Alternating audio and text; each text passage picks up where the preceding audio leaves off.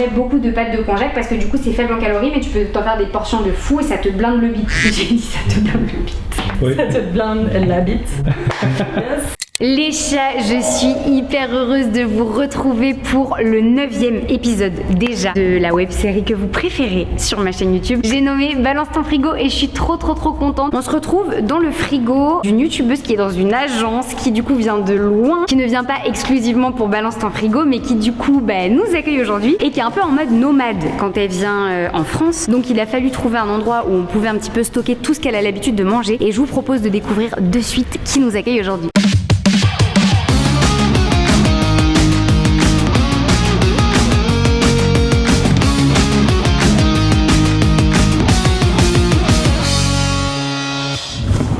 Si elle arrive à ouvrir la porte d'ailleurs parce qu'apparemment c'est assez compliqué. Ah, voilà, très bien. On peut attendre longtemps là. Ah non, du deuxième coup c'est bien.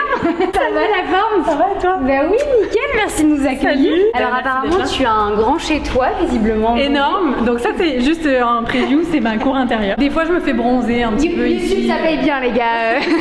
Trop cool. Donc bienvenue, rentrez. Eh ben merci. Mon baby-fou, mes jeux d'arcade juste ici. C'est le rêve à l'américaine et voilà. Donc non pas du tout, c'est dans mon agence et c'est là en fait où quand je viens à Paris parce que j'habite au Canada. Tu loges du coup. Voilà. Elle dort sur les bureaux. Exact. Parce qu'à un moment donné, voilà, faut bien trouver un endroit où loger quand on vient en France. C'est ça, et sortir de sa zone de confort, c'est aussi dormir sur un bureau. Donc, Exactement. Ok. donc voilà, la petite cuisine. Juste Trop ici. bien. Et- Franchement, par contre, genre pour une cuisine d'agence, au calme. Ouais, pas mal. C'est vraiment cool. Il y a un toilette juste ici aussi, direct. Dans la cuisine. C'est toujours cool d'avoir les toilettes à côté du frigo. On aime beaucoup niveau odeur, on est au top, les gars. Vous l'avez reconnu, je pense. C'est Denidi, du coup. Salut. Qui nous montre son frigo aujourd'hui. Est-ce que t'as essayé de faire un peu en mode comme t'aurais acheté si t'avais été au Canada? Oui et non, Ok. parce que faudrait que tu reviennes au Canada pour tourner cette vidéo parce que je mange très différent quand je suis en France et quand Ah je mais suis au c'est Canada. trop drôle, mais ça Ouais. tu vois on va en parler. Alors c'est vrai que les chats, je m'étais dit, est-ce que j'irais pas au Canada tourner le Balance ton frigo? En vrai j'ai mon meilleur pote qui retourne faire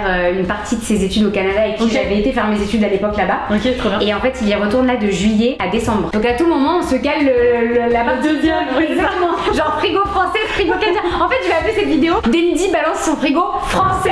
Non mais c'est trop bien. Première question que j'ai te posée, si pour le frigo français du coup tu devais définir ton frigo en un mot ou genre une petite expression, comment tu le définirais? Chaotique, je pense. Ah ouais, Ouais. C'est violent ça quand même. Mais parce qu'il est pas souvent très rempli, il est un D'accord. peu à l'image de la manière dont je gère ma vie, c'est-à-dire de manière très désorganisée. Et j'y vais beaucoup avec le feeling. Ok, Donc des fois j'ai des envies genre Ok. très soudaines. ok, écoute c'est le moment d'ouvrir ton prête? frigo.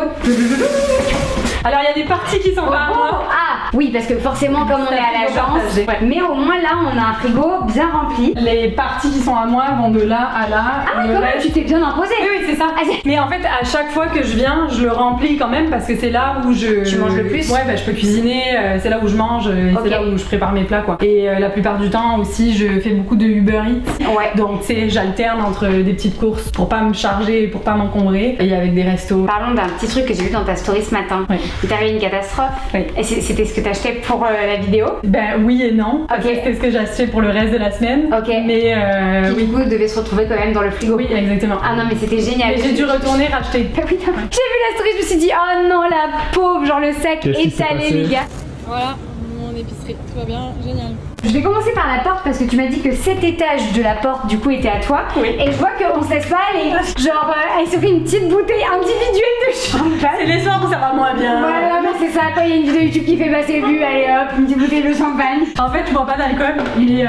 Ça reste tout le temps dans le frigo parce que soit c'est des cadeaux ou des petits trucs qu'on m'offre, mais c'est des trucs qui chez moi restent. Des fois, quand j'invite des amis et qu'il y a des bouteilles d'alcool ou autre, elles font juste stagner dans mon frigo ad vitam aeternam jusqu'à Parce ce que qu'un du coup jour. tu bois pas du tout. Non, je bois pas d'alcool. du Ok tout. d'accord. Et parce que je sais pas, t'en as peut-être bu plus jeune pas mal et ça t'a dégoûté ou parce que jamais t'as été. J'avais pris une cuite à 17 ans en boîte. J'ai quasiment fait un coma éthylique. Waouh. Et en fait, j'ai pas du tout aimé. Ouais, j'ai vomi genre dans toute la boîte de nuit cette soirée-là et j'ai pas du tout aimé le feeling. Mon père, le lendemain, a vu que j'étais malade et m'a dit bah bois du lait, ça défonce l'estomac, le lait sur de l'alcool. Et en fait, Putain. ça m'a rendu tellement malade que ça m'a juste Sevré. sevré. Et tu bois plus de lait du coup. Plus de champagne, plus de lait. Plus d'alcool. En fait, je bois juste de l'eau puis du jus de temps en temps, mais je bois même pas de coca, genre tout ce qui est soda tout ce qui est soda et tout, et parce que t'aimes pas le côté pétillant ou parce que... Ouais, j'aime rien d'autre que de l'eau ou du jus de mangue par exemple. Putain, c'est trop bien. Et en fait, je m'étais saoulée à de la vodka jus d'orange et je ne suis plus capable de boire du jus d'orange non plus. Ah non, mais en fait, ça t'a sevré de beaucoup de choses, cette cuite. Ouais. Putain, par contre, tu vois, ça c'est un truc, alors peut-être que les gens savaient déjà, mais en tout cas, moi, c'est un truc que j'apprends là, typiquement. Je ne savais pas que le lait et l'alcool, ça faisait pas bon ménage. Mais en fait, c'est le lait pour l'estomac est très fort. J'ai fait des études en médecine aussi. Mais non, c'est pas vrai.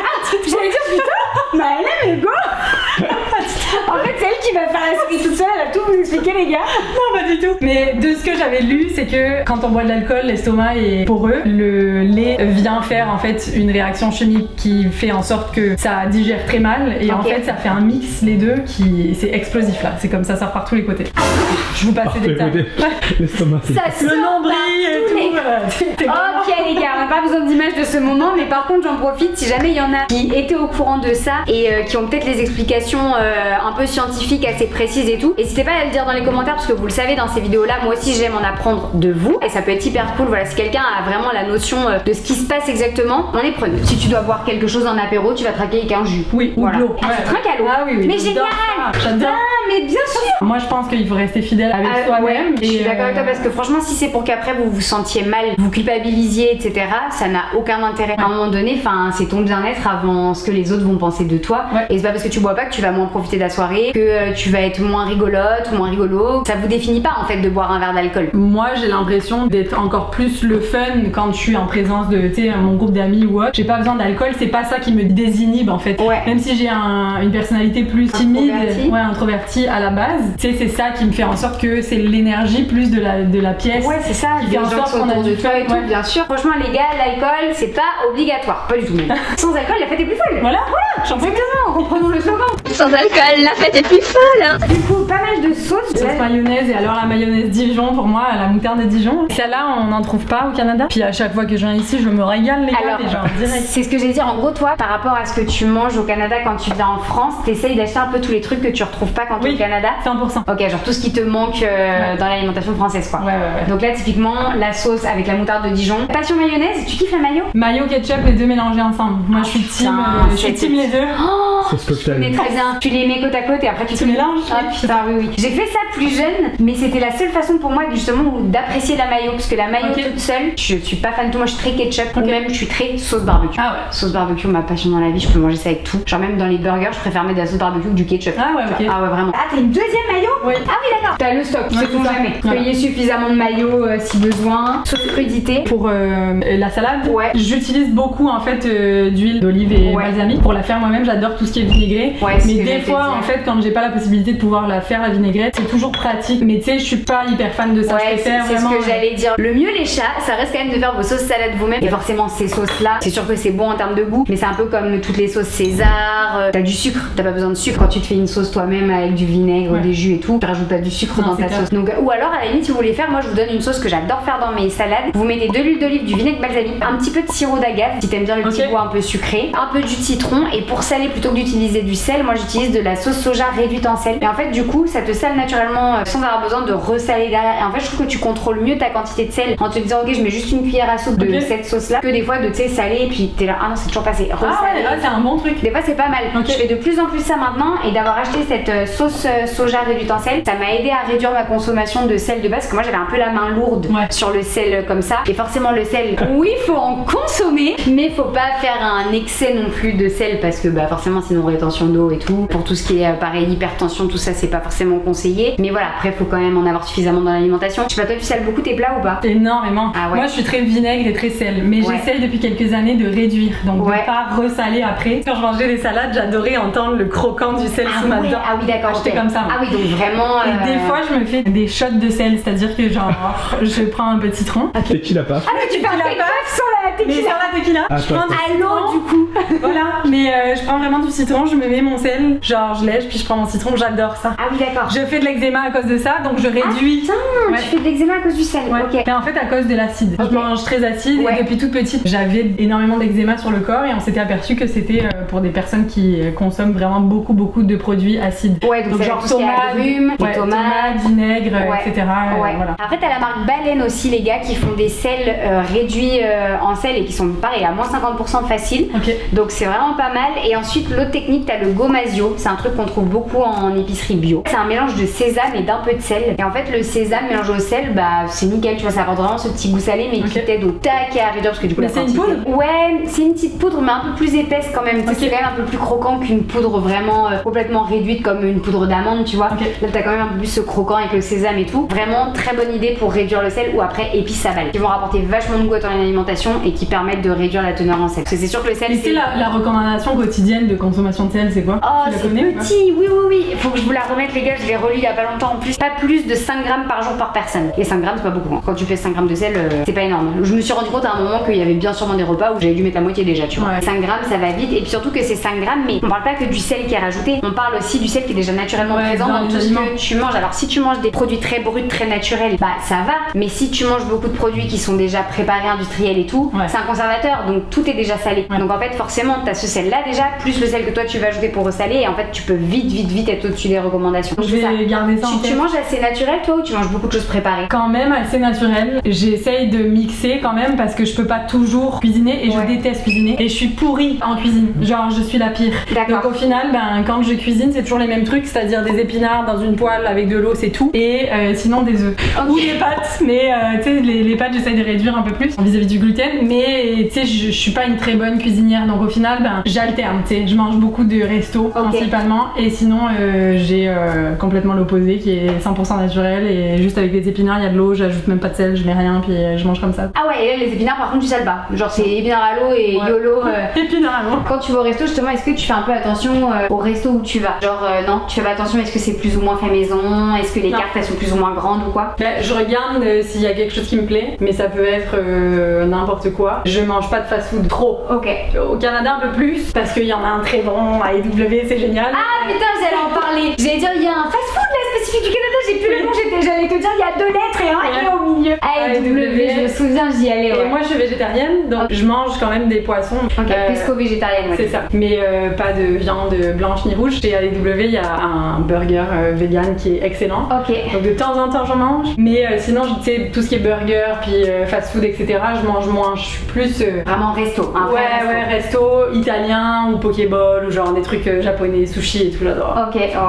Quand tu veux choisir un bon resto, entre guillemets, pour être sûr d'avoir une cuisine qui est faite maison, des produits qui soient frais, tu vois, même c'est hyper important. Par exemple, tu manges un sushi, faut que votre poisson il soit frais, les gars, parce qu'on est d'accord qu'on est sur du poisson cru. Donc s'il est pas frais, on est sur quelque chose qui fait pas très bon ménage. Et ouais, du coup, ce que je dis beaucoup aux gens, c'est quand ils veulent choisir un resto, de regarder la carte. Et en fait, quand la carte du restaurant, les gars, il y a 1000 plats, que tu vas dans un resto où ils te disent, oh, on fait des pâtes, mais on fait aussi des pizzas, puis alors on est au top au niveau des burgers, on a aussi des salades à vous proposer, machin. En fait, là, tu peux être sûr, c'est pas frais, c'est pas souvent fait maison pour beaucoup des plats qui sont proposés. T'en as peut-être des fois quelques-uns fait maison, mais t'en as beaucoup qui le sont pas. C'est beaucoup de réchauffé, beaucoup de choses qui sont pré-préparées. Tu peux pas exceller, tu sais, c'est comme tout. En fait, tu peux jamais faire 10 000 trucs et exceller dans tous. Tu vois, tu peux pas faire les meilleures pizzas du monde et à côté faire des super burgers. Faut que tu choisisses à un moment donné le truc dans lequel t'excelles et t'es vraiment spécifique. Mais est-ce que tu penses que les restos l'écrivent des fois si c'est fait maison ou pas? Les restaurants où c'est fait maison aiment le mettre en avant parce que c'est ce qui fait la différence. Donc c'est écrit, tu vois, 100% fait maison, ou même t'en as qui sont d'ailleurs très honnêtes là-dessus, qui mettent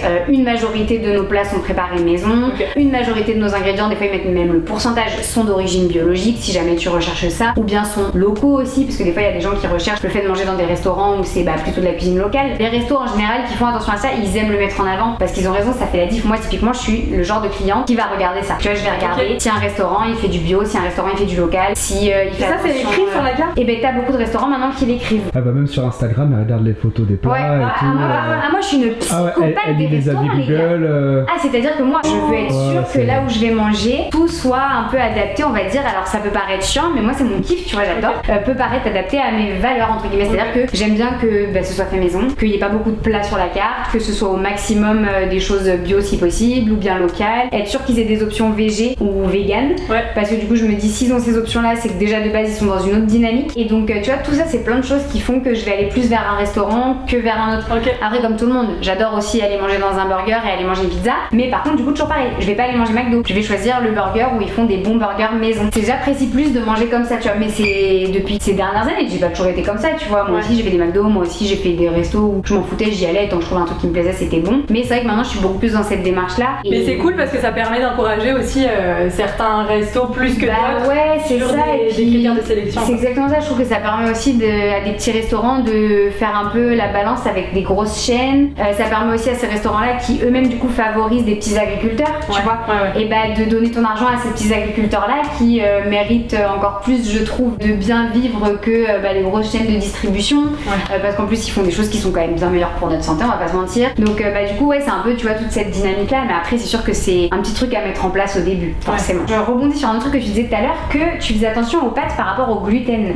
Et du coup c'est pourquoi? Parce que le gluten, tu sens que tu digères pas? Alors je digère moins bien, mais c'est surtout que moi j'ai un petit ventre là depuis toujours, et en fait il grossit en fonction de ma consommation de gluten, et donc j'essaye d'en avoir conscience depuis les dernières années, de faire attention pour ne pas en surconsommer, parce que je suis d'origine italienne avec une famille italienne où c'était pas genre matin, midi et soir, et donc au final tu sais, j'essaye vraiment grandement de réduire cette consommation là en essayant de faire des choix avec un peu moins de gluten. Tu sais, je deviens pas folle non plus, de temps en temps je mange des gnocchis ou des pâtes, mais voilà. Après maintenant pour tout ce qui est pâtes, pain et tout, tu peux trouver tellement d'alternatives pour en manger sans gluten. Ouais, mais j'aime pas, tu vois. Ah, t'as goûté? La dernière fois que j'en ai goûté, c'était un peu plus foncé au niveau des pâtes et je les ai pas digérées. Ça peut être sarrasin ou épeautre, effectivement, parce que t'as sarrasin qui se fait beaucoup. Moi, c'est pas mes préférés. Honnêtement, sarrasin, j'ai testé plusieurs fois et c'est pas celle que je préfère. Je trouve qu'elle manque un peu de goût. Mais moi, celle que j'aime bien, après, peut-être c'est celle-là que t'as goûté que t'as pas aimé, c'est épeautre. Épeautre, c'est quand même une farine qui est assez douce en termes de goût. Et les pâtes à l'épeautre, franchement, tu vois, Thibaut qui est fan de pâtes aussi, et moi pareil, tu vois, je suis italienne, les pâtes à la maison, c'est une institution. Ma grand-mère les fait maison, enfin, tu vois. Et vraiment, les pâtes à la farine d'épeautre, c'est très cool, je trouve, en goût. Donc après, sinon, t'as un mélange qui marche pas mal parfois. C'est maïs, riz et quinoa qui font souvent ensemble. Ouais, les trois ensemble. Le mix des trois, parce que ça, c'est un truc aussi à beaucoup savoir. Souvent, les farines sans gluten, c'est très dur de les travailler seules. C'est-à-dire qu'à la différence d'une farine de blé que tu vas pouvoir utiliser en solo, les farines sans gluten, souvent, il faut les associer pour avoir des combinaisons de goût et de texture qui sont cool. Donc souvent, c'est telle farine va s'utiliser à tel pourcentage avec une autre pour que ça se tienne, que ce soit pas collant, que ce soit bon au niveau du goût. Mais est-ce que c'est plus difficile à digérer ou pas? Pas du tout. Non. Normalement, justement, c'est censé être même mieux à digérer parce qu'il n'y a pas de gluten. Mais après, je comprends que quand t'es italienne, quand t'as grandi dans les origines italiennes et tout, c'est dur de passer à des pâtes à pizza sans gluten, à de la farine sans gluten pour les pâtes et tout. Forcément, tu la sens un peu la différence. Mais tu sais, moi j'ai trouvé une alternative au Canada. Je sais qu'il y en a ici aussi. C'est pas des vermicelles de riz, mais du konjac. Oui. Voilà. Donc j'en mange. Mais ça, c'est sans gluten, je pense. Ouais, en fait, le konjac, c'est même sans rien du tout. Non, mais c'est ça, il y a rien. Le konjac, les gars, je pense qu'au 100 grammes, on est à peu près à 15 calories. Voilà. En termes de calories, c'est pauvre au total. Donc pour les gens qui font des régimes, on appelle ça low carb, c'est le top. Par contre, il faut que t'assures que toi, si c'est pas ton cas, que t'apportes quand même assez de glucides à ton corps avec autre chose, tu vois. En fait, ça te blinde en termes de quantité. Moi, j'en mangeais beaucoup quand je préparais ma compétition de culturisme. En fait, je mangeais beaucoup de pâtes de konjac parce que du coup, c'est faible en calories, mais tu peux t'en faire des portions de fou et ça te blinde le bide. J'ai dit, ça te blinde le bide. Ça te blinde la bite.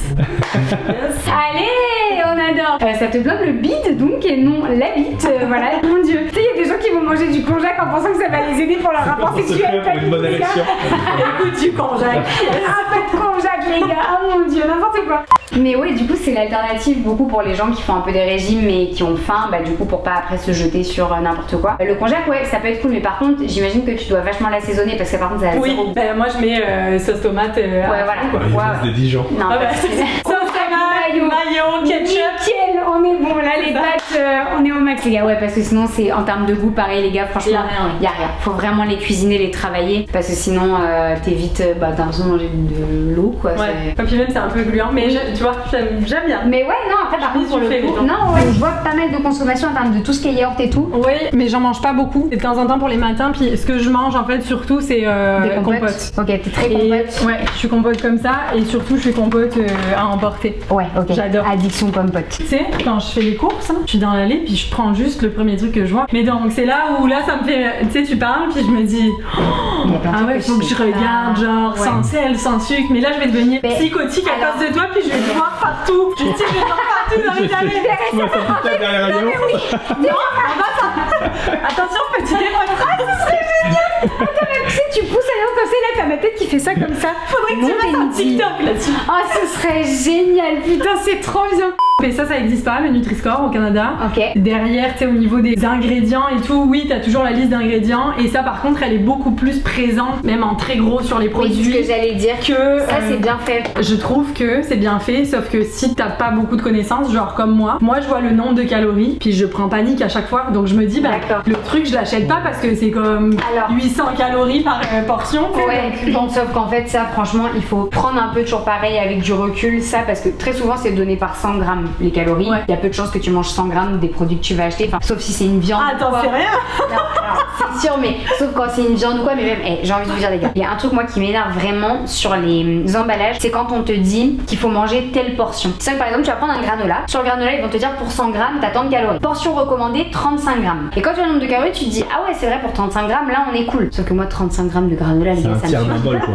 Non, mais moi, je remplis le bol à moitié. Donc, en fait, je sais que potentiellement, il y a largement 100 grammes de granola. Mais en fait, à un moment donné, sur ces trucs-là, des fois, faut prendre un peu, entre guillemets, du recul parce que c'est comme tout, si t'as une bonne activité physique, si tu bouges, si tu marches, si tu te dépenses, etc. Et je pense que c'est ton cas, à un moment donné, t'as le droit de te faire un bol de céréales, tu vois. Et c'est ce qui m'énerve vraiment le plus, c'est ce côté portion recommandée. Je trouve que ça bride énormément les gens et que du coup, tu te fies pas du tout à ton instinct. Oui, c'est ça. Ça, c'est assez contradictoire, je suis pas très fan. Et après, le 100 grammes, faut dire que pour beaucoup de produits, tu vas pas manger le 100 grammes avec les calories à côté. Tu vois, l'huile d'olive, par exemple, les calories sont données pour 100 grammes, tu vas pas boire 100 grammes d'huile d'olive. Donc, tu ne consommeras pas les 600 calories que valent les 100 grammes ou tu vois, je sais pas. Là-dessus, tu peux être un peu détente. Normalement, y a pas trop de soucis, faut pas prendre peur sur les calories, ouais. Tu sais, au AEW, quand moi je vais prendre genre mon burger favori là-bas, sur le menu, t'as écrit le nombre de calories. Ouais. T'as pas encore mangé, puis tu culpabilises déjà. Je pense que ça part d'une bonne intention de mettre les calories, surtout dans les fast-food. Je pense que c'est pour avoir un peu une prise de conscience parce que Amérique du Nord, on est quand même dans des pays où c'est là où il y a le plus gros taux d'obésité, donc forcément, c'est une façon aussi pour eux d'essayer de faire prendre conscience aux gens. Après, c'est toujours pareil, c'est mitigé parce que d'un côté, c'est hyper culpabilisant aussi. Ouais. Dans tous les cas, qu'il y ait écrit le nombre de calories ou pas, vous allez le manger votre burger. La vérité, elle est là. Oh, ouais. Et du coup, le truc est chiant, c'est que ça te parasite ton plaisir d'avoir mangé parce que tu penses quand même à tout ce que t'es en train d'ingurgiter. Donc, t'as ce côté de donner la conscience aux gens de ce qu'ils consomment, qui est cool. Et en même temps, t'as le côté où c'est hyper culpabilisant et finalement, c'est même plus plaisant d'aller le manger, tu vois. Ouais. Donc, ouais, je suis un peu mitigée sur cette façon de faire. Et le point aussi en Amérique du Nord, c'est que les fruits et légumes sont toujours plus chers parce qu'ils sont plus rares. C'est là où après, ben, tu sais, c'est la raison pour laquelle aussi tout le monde consomme des fast-food parce que c'est ce qui coûte le moins cher au final. Ouais, c'est ce que j'allais te dire. C'est que moi, je me souviens quand je vivais au Canada, les gens mangent quasiment tout le temps à l'extérieur. Et moi, la première, j'ai vécu là-bas. Mes courses me coûtaient une blinde. Pour moi, c'est là-bas que j'ai démarré vraiment le côté sport, alimentation et tout. Mais pour moi, toute seule, je m'en sortais à $250 par semaine, seule pour manger bien. Tu sens pas que tu manges plus de fruits et légumes quand t'es en France que quand t'es là-bas? Clairement. C'est mieux, ça goûte mieux. Il y a un meilleur goût aux fruits et légumes. Ah ben. Ça, j'adore. Les tomates, rien à voir. À chaque fois, je l'ai dit. Quand on me pose la question, qu'est-ce qui te manque? Exemple, quand t'habites au Canada, qu'est-ce qui te manque de la France? Moi, je réponds toujours, il y a deux choses qui me manquent, ma famille et la bouffe. C'est tout. Il y a d'autres choses qui pourraient me manquer, mais tu sais, c'est tout. C'est vraiment principalement ça. Et le goût d'une tomate, ça n'a rien à voir. Donc moi, je me régale et je m'explose de fruits et légumes ici en France. Bah, le truc, c'est que toujours pareil, on est sur le continent américain, donc c'est un pays où il y a énormément d'utilisation d'OGM. Donc du coup, c'est pas forcément le top parce que beaucoup de fruits, légumes qui sont consommés ont pu être développés pour beaucoup avec des OGM. T'as aussi les viandes. Moi, je me souviens que quand je vivais au Canada, fallait toujours checker que les viandes étaient sans antibiotiques. Et t'avais des mentions écrites sur tes paquets pour être sûr que t'achetais de la viande qui était produite sans antibiotiques, quoi. Et là, tu te dis, putain, c'est ouf de devoir regarder ce genre de choses-là. En France, on n'a pas trop besoin de regarder. Que là-bas, t'es obligé de regarder tout ça et du coup, toujours pareil, ça coûte plus cher. En fait, quand tu veux t'alimenter bien, vraiment, ça, je suis d'accord que c'est un vrai problème, je trouve. Quand tu veux manger de la viande qui est pas sous antibio, pas sous hormones et tout, quand tu veux manger des bons fruits et légumes frais, quand tu veux manger du fromage, c'est pour ça que ça manque. C'était le pire, tu sais, c'est ça. Moi, j'en mange pas là-bas. J'en mange pas, moi. Moi, j'ai voulu acheter des vrais fromages français là-bas. J'ai dit, mais je peux pas me les acheter. J'ai passé un an sans en manger. Exemple, les boursins, là, les petits boursins, de temps en temps, j'en achète là-bas. Les fines herbes. Donc, puis c'est les petits formats, c'est pas les plus gros. Non, mais combien ils coûtent ici en France, par exemple? Mettons un tout petit boursin, je sais pas. 1 ou 2 euros, mettons. Mais là-bas, c'est 8 ou 9 $. Non, mais c'est indécent. Donc, au final, c'est 4 fois le prix pour le même truc. Et le caprice des dieux, il est quasiment à $10 au supermarché. Mais tu te rends compte. Donc moi, depuis que j'habite là-bas, je mange plus de fromage. Ouais. De temps en temps, j'en ça pour achète. une italienne, c'est pareil, c'est triste quand même. Ouais, mais c'est ça. Ah ouais, franchement, moi le Dès que fromage, je- ma passion. Dès que je suis là-bas, je suis en dépression. Quand je reviens, je vis. Wouh. Non mais attends, et la meuf ça fait 9 ans qu'elle vit là-bas, tout va bien tu sais. Et du coup je vais regarder un peu, parce que là au niveau des fruits et légumes, c'est plus quoi toi? Là t'as tomate, Tomates à fond, abricots. Ok, Ça, il y en a pas. Ouais, il y en a pas au Canada, surtout Ok, en ce moment. ah il y a des fruits que tu trouves pas là-bas? Abricots, moi, les seuls que je trouve au Canada sont hyper durs et ont pas de goût. Ils sont limite verts. Donc au final, il y a beaucoup de bananes là-bas, il y a beaucoup de pommes, des trucs comme ça. Mais tu sais, exemple cerises ou abricots, c'est le genre de trucs que je retrouve moins. Donc genre, le problème c'est que pour arriver au Canada, c'est toujours congelé et donc décongelé sur tablette. C'est des territoires qui sont énormes. Donc au final, ils sont vraiment forcément Il congelés. n'y a pas beaucoup de fruits et légumes made in Canada? Alors l'été, oui, et c'est vraiment par saison. Et les fraises sont très très bonnes en fait, l'été. oui, l'hiver. Mais l'hiver, il n'y a C'est la rien. merde, bah Si tu peux pas faire pousser ouais, les tomates en au fait, Canada. on est dans un pays où il fait moins 40 en hiver, les gars, à un moment donné, remettons les choses dans l'ordre. Ils essayent de voir pour faire des serres, mais c'est hyper polluant. Bien sûr, Et au niveau écologie, voilà. c'est la merde. Donc au final, tout est importé et l'hiver, tout est importé aussi. Et du coup, t'essaies de faire attention quand t'es en France, en tout cas, à ce qui est légumes de saison, fruits de saison et tout. Oui et non, dans le sens où, dépendamment de la temporalité et du moment auquel j'arrive, tu sais, ça va être directement sur les tablettes, dans les supermarchés. Exemple, je suis venue fin de l'année dernière, il n'y avait plus d'abricots, donc tu sais, j'en ai pas mangé. Oui. Mais là, s'il y en a beaucoup, je le prends, mais je réfléchis pas à me dire est-ce que c'est un fruit de saison ou pas, j'en sais rien. En Genre fait, pour moi, c'est là, fais je en prends. fonction. Mais tu vois, ça, du coup, je me dis, il y a beaucoup de gens qui sont un peu dans la même situation que toi et c'est normal de pas forcément déjà savoir aussi ce qui est de saison. C'est là que je me dis que franchement, au niveau des supermarchés et des grandes surfaces, il y aurait vraiment un travail à faire de leur part. Je trouve que ce serait à eux de partir du principe que c'est normal que tout le monde n'ait pas de connaissances en nutrition. Et à un moment donné, genre, en fait, nous, on peut faire des efforts, on peut faire plein de choses, tu sais, ça revient à tout ce qu'on essaye de faire par rapport à l'écologie, chacun à notre petite échelle et tout. Mais à un moment donné, il y a aussi aux grandes enseignes de faire l'effort de dire, ok, il faut qu'on arrête de proposer par exemple des cerises en hiver ou des fraises en hiver alors que c'est pas la saison, parce qu'on sait que 70% des gens n'ont pas les connaissances pour savoir. Et ok, c'est aussi à nous en tant qu'être humain de faire l'effort d'apprendre des choses, mais il faut aussi qu'on nous aiguille et qu'on nous aide, tu vois. Et donc du coup, je me dis, ce serait à eux de se dire, stop les gars, en fait, on arrête de mettre des cerises au mois de janvier, ça n'a pas de sens. Les cerises, elles arriveront, je sais pas, au mois de juin, au mois de juillet quand ce sera la saison. Pareil, on arrête. Juste d'avoir une mention, tu sais. Oui, voilà, avoir une mention ou même essayer de vraiment beaucoup plus mettre en avant pour les étalages, comme tu disais ouais, souvent je prends ce qu'il y a sur l'étage, voilà, mettre en avant ce qui est de saison bien à la vue et si c'est pas encore possible d'enlever ce qui n'est pas de saison, le mettre un peu plus en retrait. Mais parce que du coup, je me dis forcément tout le monde n'a pas le temps de s'interroger là-dessus et tout le monde n'y pense pas toujours. Mais c'est ça en fait. Mais tu sais, le truc que moi je me dis, c'est qu'à l'école par exemple, on nous apprend pas ce genre de choses. En tout cas, moi je l'ai pas appris à l'école. Et donc c'est vraiment en grandissant et en rencontrant des gens comme toi, comme d'autres personnes, j'ai des amis qui sont vraiment plus calés en nutrition, que j'apprends des trucs. Mais pour moi, de base, j'ai jamais eu à réfléchir à ça. Ouais, bien sûr. Pour moi, je me dis, je vais au supermarché, j'achète mon abricot. Devrait être une matière enseignée à l'école dès le primaire, mais vraiment. Balance ton éducation Mais non, nationale. mais bien sûr, Il faut refaire le programme. Le ministre de l'éducation là. En fait, c'est comme tout, faut prendre le problème, c'est pas un problème, mais faut prendre le truc à la source. C'est comme le sport, faut réussir à l'inculquer aux gens dès le plus jeune âge. L'alimentation, c'est pareil. Je dis pas que ça doit être enseigné tous les jours à l'école, mais tu vois, je veux dire, on est bien capable de donner des cours de langue étrangère, on est bien capable de faire de la musique, de faire de l'art et tout. La nutrition, en fait, c'est juste la base. On est en train de parler du truc, les gars, qui vous maintient en vie et en santé quand même. Et la nutrition, aujourd'hui, ça a été prouvé que ça peut engendrer plein de problèmes de santé, comme ça peut vous aider à guérir de plein de choses. Donc tu te dis en fait comme quoi l'alimentation, ça peut vraiment être un truc qui peut te faire tellement de bien que je trouve ça juste aberrant que ce soit pas enseigné et qu'on n'apporte pas un minimum de connaissances aux gens, tu vois. Mais tu sais, ce que moi je me suis aperçue, puis après on vient sur le frigo, mais ce que moi je me suis aperçue des sociétés, de la manière dont elles sont construites et conçues, c'est qu'on est beaucoup plus dans la guérison que dans la prévention. Et donc on essaye de prévenir en disant par exemple, fumez-tu avec les trucs sur les paquets de cigarettes, mais par contre on n'a aucune éducation avant de savoir quelle est l'importance de prendre soin de soi, quelle est l'importance de prendre soin de notre cerveau, de notre corps, etc. Et on est vraiment là, on pourrait partir dans des débats concernant la pharmaceutique, dans lesquels on ne va pas se lancer parce que sinon on risque de faire un peu polémique avec Balance ta pharmacie. On est parti. Bien sûr, c'est un business d'être malade parce que les médicaments, c'est quoi? C'est des sous qui rentrent pour des boîtes qui créent des médicaments. Donc, et franchement, je vous dis ça, les gars, avec beaucoup de recul. J'ai fait mes études en biologie santé. J'étais à la base faite pour un avenir dans les produits pharmaceutiques et la recherche et tous les trucs comme ça. Donc, je vous le dis avec beaucoup de recul en mode c'est ce que je voulais faire. Malheureusement, comme tu dis, on est plus dans la guérison. Oui, c'est ça. Une fois que tu as tous les problèmes, on va chercher à te soigner, ok, mais on va pas chercher à t'éviter les problèmes. Ouais, exact. Et ça, c'est moi, ça m'est arrivé d'avoir, exemple, mal à la tête. Et ce qu'on me dit, exemple, si jamais je vais à la pharmacie ou autre, on me dit, ah ben tiens, tel médicament pour le mal à la tête. Alors que finalement, j'avais passé 24 heures sans boire. Parce que moi, j'ai un problème, c'est que je pense pas à boire. J'ai un problème de mais là, j'ai vu depuis tout à l'heure que tu bois. Oui, j'essaye de boire.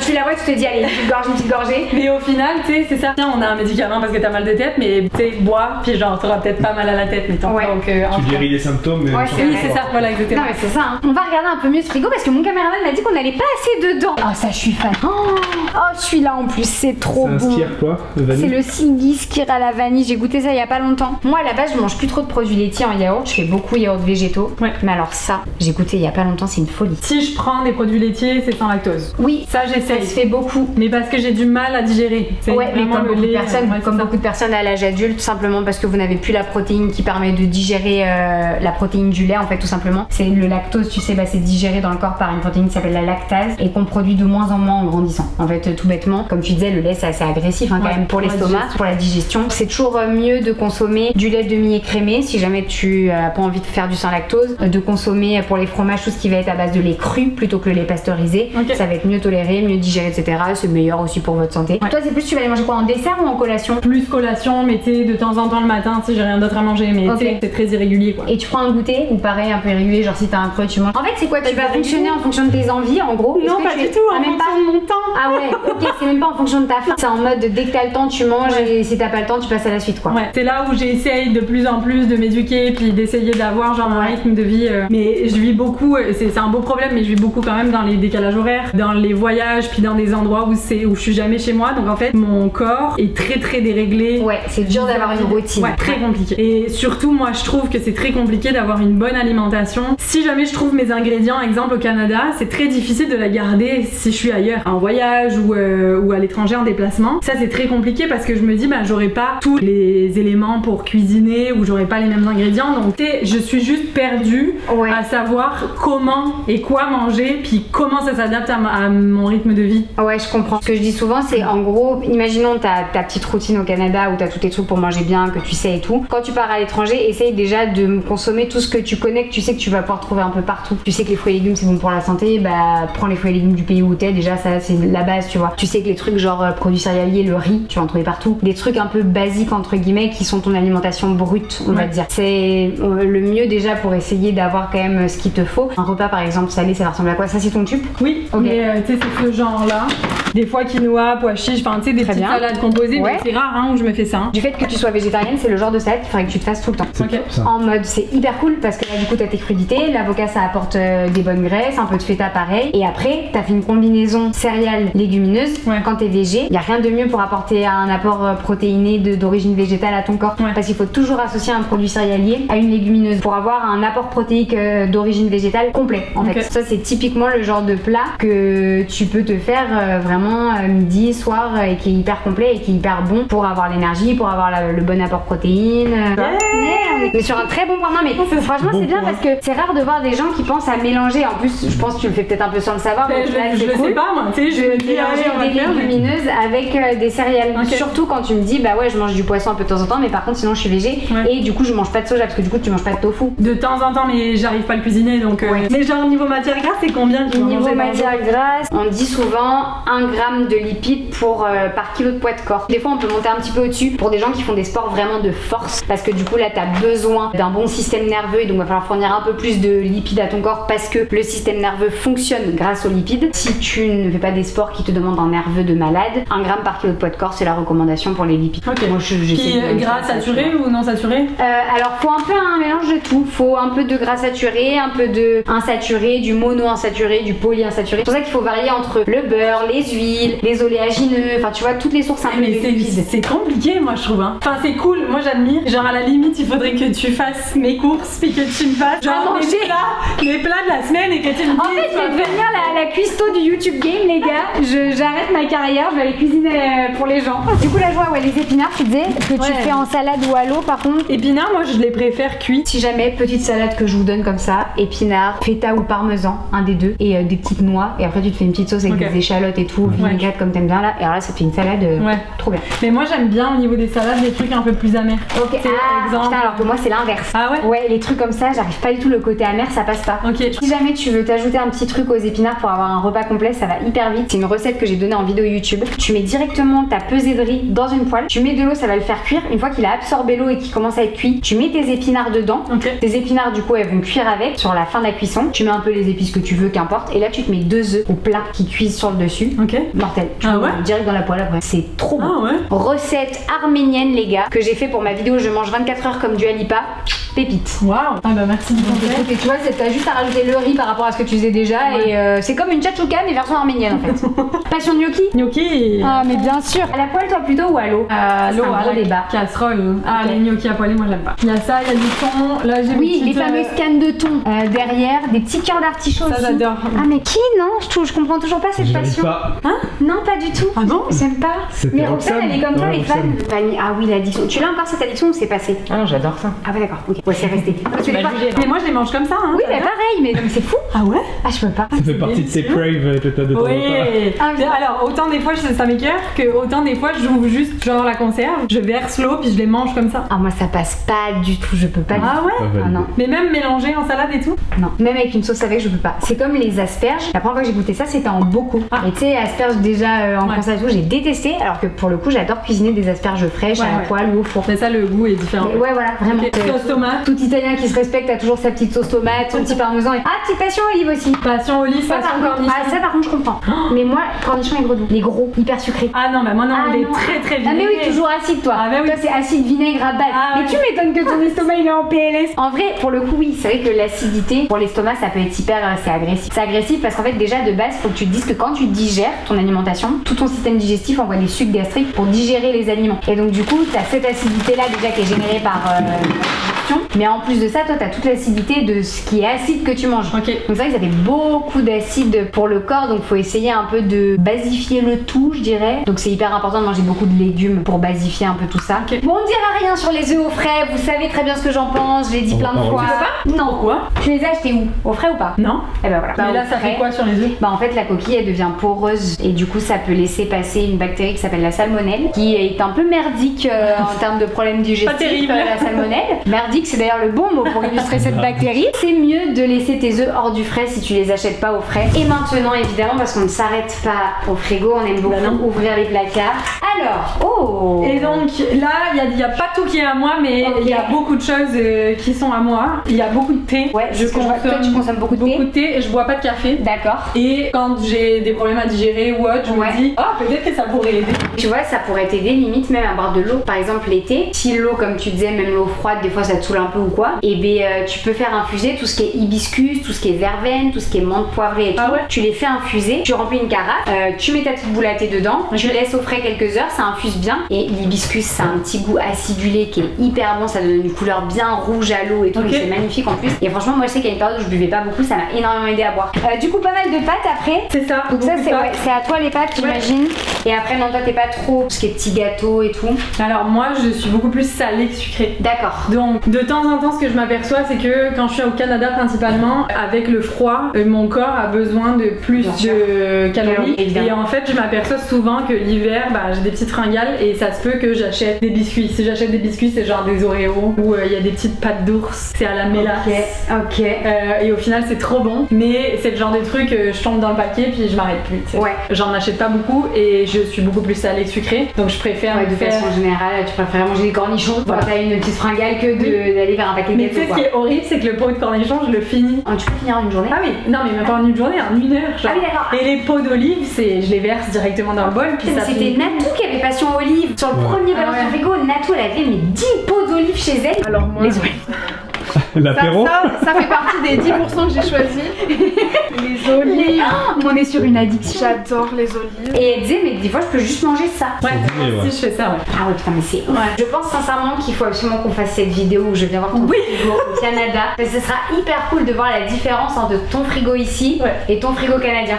Je pense qu'il y a vraiment une petite comparaison à faire et que même les gens seront hyper curieux de voir à quoi ça ressemble ton frigo quand t'es là-bas parce qu'ils vont découvrir plein de produits. Mais il faudrait qu'on aille faire les courses ensemble au Canada et que t'essayes de me dire justement quoi acheter. Dans quelques mois mois, c'est promis. On se retrouve dans son frigo canadien. Et je pense tu qu'on l'as va... promis, hein. Ah mais c'est remis, je tiendrai pas. Alors dans quelques mois, je sais pas exactement le nombre de mois. Ça peut être un mois qui se transforme en année, ok. Mais promis, on le fera et je pense que ça va être très intéressant pour vous comme pour moi aussi. Ouais. Et pour moi aussi.